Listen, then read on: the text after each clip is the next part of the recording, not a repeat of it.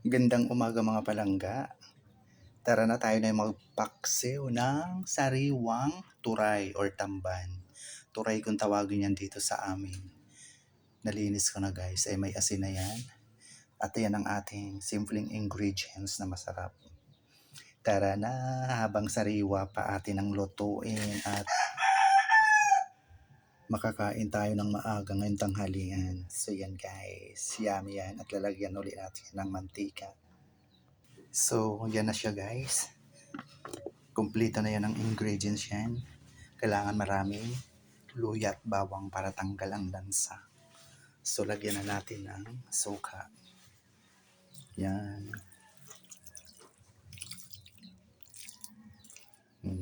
Silver swan tayo ngayon. Yan.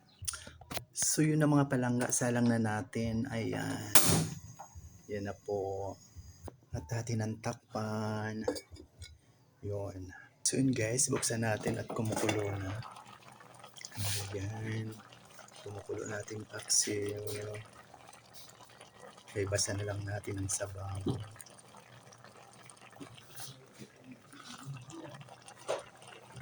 So yun guys, malapit ng maluto at mahibsa ng ating paksiw. Lalagyan na yan natin ng mantika. Plus, mayroon akong ininit na, ayan, ang aming tirang ulam kagabi. Ininit ko na.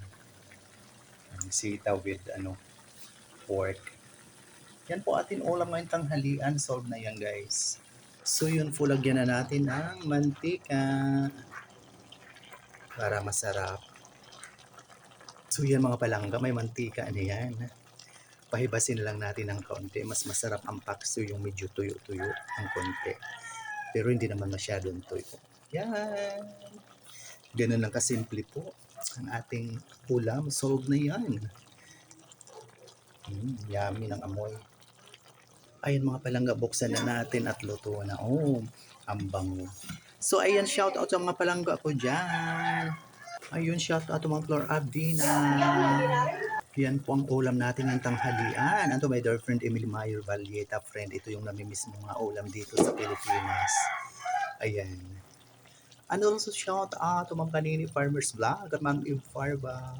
Yun. Ang aking yaming paksiw. Malapit ng mahibsan. Okay na yan. Ma'am Elina, anong marasingan? Ma'am Melinda Calisti, shout out din po. Ma'am Carlota Ravi, Ma'am Maria Joy M. Dacelio, shout out. So yun guys, dahil nakaluto na tayo ng ating ulam, multitasking po tayo ngayong umaga. Ayan, ready na po ang aking blower kalan. Magsasaing naman po tayo dahil tayo po ang naiwan ngayon sa mansyon ni Don Mario at ni Don Galacion. Para pagdating nila galing farm, luto na po tayo, kakain na lang. Ayan, saalang na natin. At syempre si Ma'am Melanie, dito rin yung kakain pag-retira ng school. Yan guys. Ayun, retira talaga ang nasabi ko. Paglabasan sa school guys. So yan guys. Yun, madali lang ang ating kanin. Kaya naka-blower ka lang tayo. Kami dito sa kanila. Talagang pag nagsasaing po kami dyan sa blower ka lang. Kasi mas masarap ang kanin sa uling kisa sa gas. Yan, ang ulam doon lang sa gas. Depende na kung pampalabuntin lang. Yan, dito. Namin niluluto ang pampalambot. So yun, muli maraming salamat.